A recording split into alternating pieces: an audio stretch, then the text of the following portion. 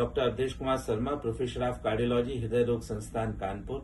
आज मैं आपको बताना चाहूंगा कि एंजियोप्लास्टी के बाद कौन सी वो दवाएं होती हैं जिनको कि खाना जरूरी होता है, क्योंकि बहुत सारे पेशेंट्स हमारे पास आते हैं एंजियोप्लास्टी या स्टेंट के बाद और वो कहते हैं कि सर हमने ये दवा जो है आपने 3 महीने या 4 महीने में बताई, उसके बाद हमने इसको जो है दवा को छोड़ दिया और अब हम ये दवा नहीं खा रहे हैं।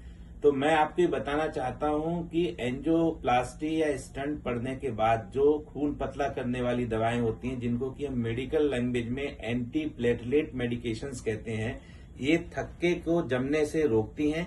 और अगर आप ये दवाएं खाते रहते हैं तो आपका जो स्टंट पड़ा है उसमें ब्लॉकेज नहीं होता है और दूसरी नसों में भी ब्लॉकेज की संभावना बिल्कुल ना के बराबर होती है।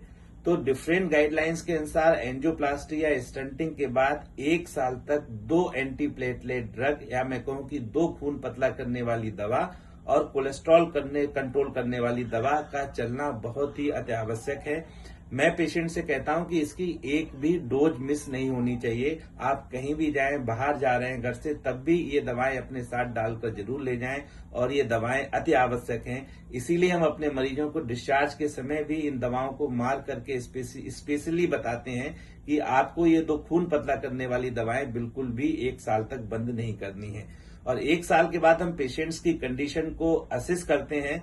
अगर उसमें थक्का जमने की टेंडेंसी कम है तो 2 खून पतला करने वाली दवाओं के स्थान पर हम एक सिंगल एंटी प्लेटलेट एजेंट या सिर्फ एक खून पतला करने वाली दवा उनके लिए प्रिस्क्राइब करते हैं, जो कि ज्यादातर केसेस में लाइफ लॉन्ग चलती रहती है।